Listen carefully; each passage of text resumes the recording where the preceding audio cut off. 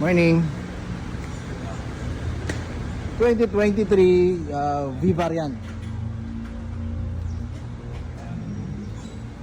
Namiss niyo ako.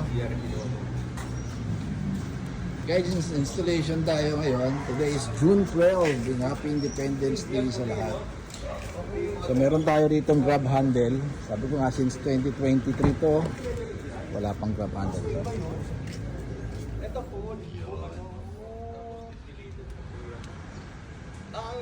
So wala ring bracket to. So magkakabit tayo ngayon. Yun din pang welding natin. May tigil tayo rin. Yung mga bracket natin.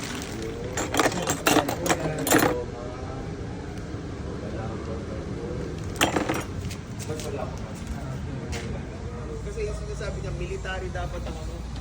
So yan na yung bracket natin. Sa iba. Yung una-una okay pa eh. Bago nung third day sabi sa akin. So pagkakabit natin. Kasi nakikita na ako.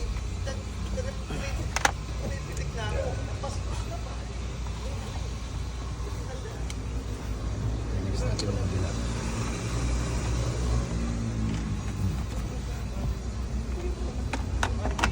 Kaya after that Sunday.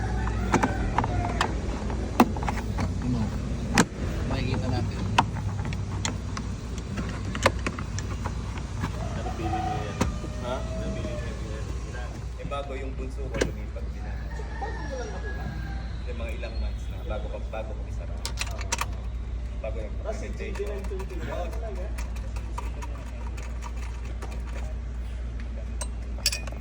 Coming from your bago dati na.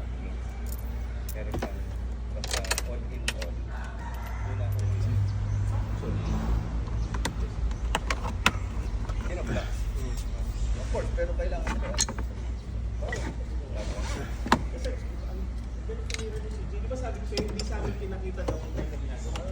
Tapos parang, Diyan lang pala nakatira sa Circulo Verde yun? gusto nyo makita.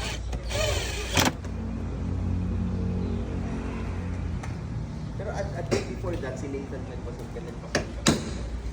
Yun no. Tayo natin umakyat tayo. Ang Fortuner mataas. So pag walang handle, bad trip. Supposed to be babalik siya ngayon. So next naman yung kabila. Pakita ko sa inyo, wala talaga siyang bracket.